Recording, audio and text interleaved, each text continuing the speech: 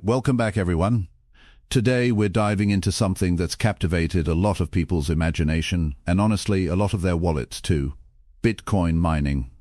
Jake, I know you've been curious about this. Oh, absolutely, Bob. I mean, you hear these stories, right? People getting rich, setting up these huge server farms, the whole digital gold rush vibe. But then you also hear it's incredibly complicated, super expensive, and maybe not even worth it for the average person anymore.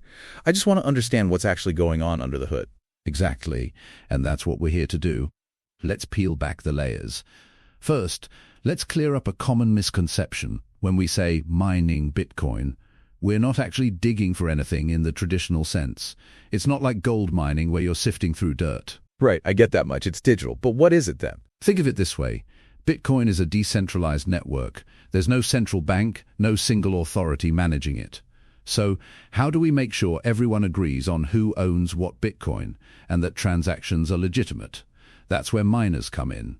They're like the accountants, the notaries, and the record keepers of the Bitcoin network, all rolled into one. So they're processing transactions? Precisely.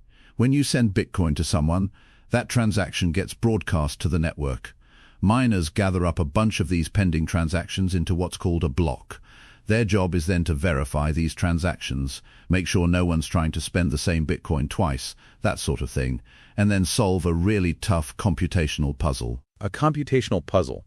What kind of puzzle are we talking about here? It's essentially a guessing game, but with cryptographic hashes. They're trying to find a specific number called a nonce that, when combined with all the transaction data in their block and the previous block's hash, produces a new hash that meets a very specific condition. Usually that condition is that the resulting hash has to start with a certain number of zeros. Wait, so they're just guessing numbers until they get one that spits out a hash with a bunch of zeros at the beginning? That sounds incredibly random and energy intensive. It is. That's the proof-of-work mechanism that underpins Bitcoin's security. There's no shortcut to finding that nonce. You just have to try billions, trillions, or even quadrillions of guesses per second until you stumble upon one that works. The first miner to find that correct nonce gets to add their validated block of transactions to the blockchain, and that's where the reward comes in. Okay, so the reward, that's the part everyone's talking about, right? You solve the puzzle, you get Bitcoin. Exactly. When a miner successfully adds a new block to the blockchain, they receive two things: newly minted Bitcoin, known as the block reward, and any transaction fees from the transactions included in that block. This block reward is how new Bitcoin enters circulation. And that's how Bitcoin gets created, so to speak? Spot on. It's the only way new Bitcoin is introduced. And here's where we touch on scarcity. Bitcoin has a hard cap of 21 million coins, ever. The block reward doesn't stay the same. It's cut in half approximately every 4 years, or more precisely, every 210,000 blocks. This event is called the halving. The halving, I've heard about that. So fewer new Bitcoins are being created over time? That definitely sounds like it would make it more scarce. Precisely. The most recent halving was in 2024, and the block reward went from 6.25 Bitcoin per block to 3.125 Bitcoin per block. This predictable, decreasing supply schedule is a core part of Bitcoin's economic model and its appeal as digital gold. It's designed to be deflationary, unlike traditional fiat currencies. That's fascinating. So miners are basically guaranteeing the network's integrity and also minting new coins. But this puzzle solving sounds like it requires some serious firepower. What kind of hardware are we talking about? Great question. In the very early days, like 2009-2010, you could literally mine Bitcoin on your regular computer's CPU. Then people moved to GPUs, graphics cards, because they were much more efficient at parallel processing, which is what this guessing game is all about. But today, forget about it. You need specialized hardware called ASICs, which stands for Application-Specific Integrated Circuits. ASICs. Why are they so crucial now? Because the difficulty of that puzzle we talked about has increased astronomically. The Bitcoin network automatically adjusts the difficulty of the puzzle every 2016 blocks, which is roughly every 2 weeks, to ensure that, on average, a new block is found every 10 minutes. As more and more miners join the network, or as existing miners get more powerful hardware, the total hash rate, the combined guessing power of the network, goes up. To maintain that 10-minute block time, the difficulty has to increase. So if I tried to mine with my gaming PC today, it would just be like trying to chip away at a mountain with a spoon? Precisely. A very, very dull spoon. ASICs are custom-built chips designed for one purpose and one purpose only, mining cryptocurrencies like Bitcoin. They are thousands, sometimes tens of thousands of times more efficient than even the best GPUs for this specific task. They're also expensive, starting from a few $1,000s and going up to 10,000 or more for the latest models. Okay, so huge upfront hardware costs, that's one barrier. What about the operational costs? I'm guessing all that guessing takes a lot of energy. You got it, Jake. Electricity is arguably the biggest ongoing cost. These ASICs consume a tremendous amount of power.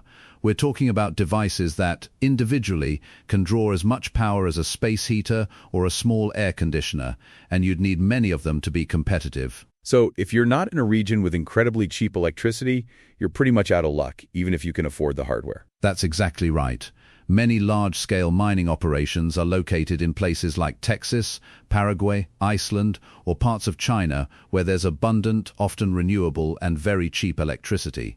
Your average home electricity bill would make mining unprofitable almost instantly, even if you had the latest ASIC. That makes sense.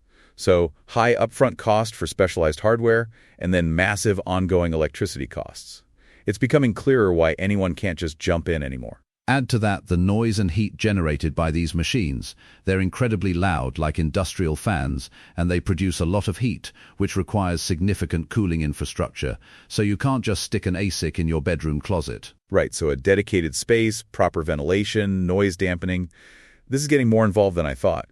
What about mining pools? I've heard that term floating around. Is that a way for smaller miners to compete? Excellent point. Mining pools are incredibly important today. If you're mining by yourself, even with a powerful ASIC, your chances of being the one miner out of millions worldwide to find that block are astronomically low.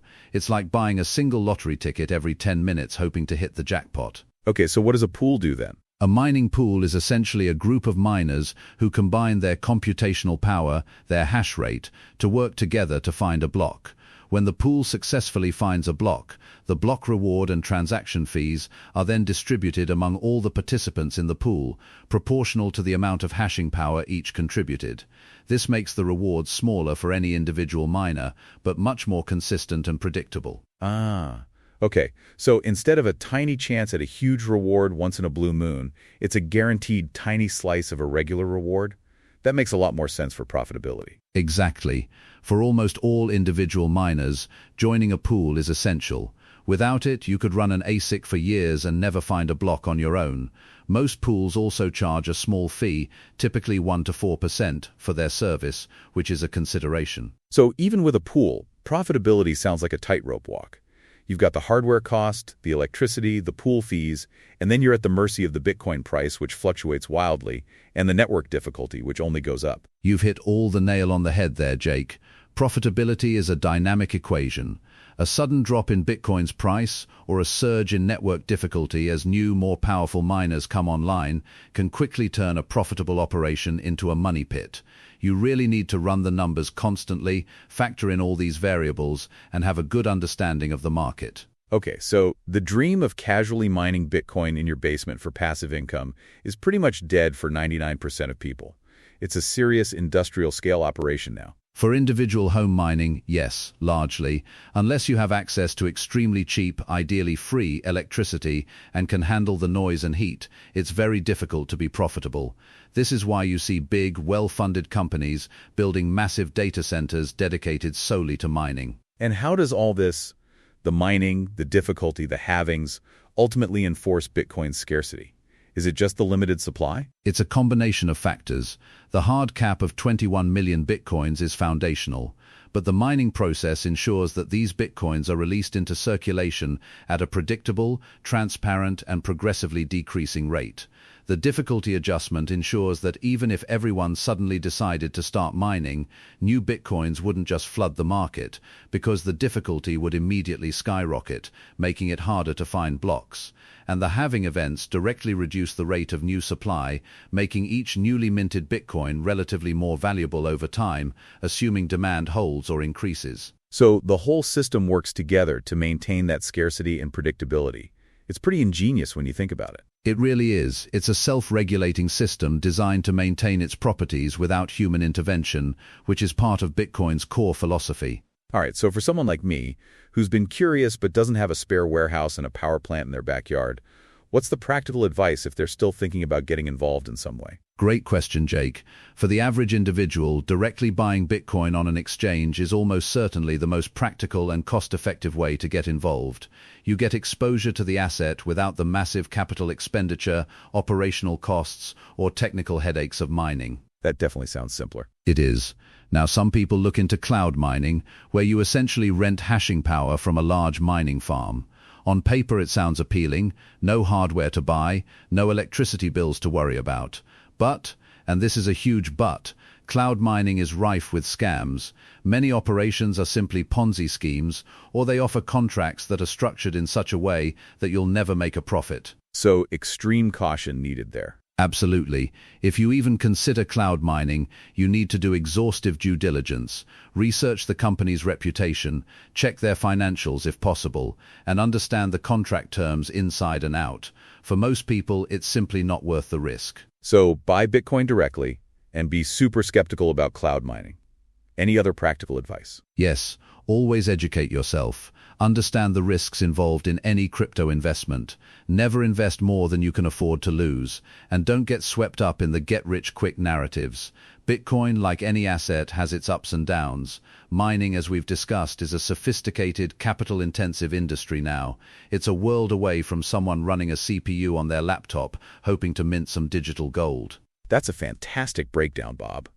I feel like I finally have a grasp on what Bitcoin mining actually is, why it's so competitive, and how it contributes to the whole Bitcoin ecosystem.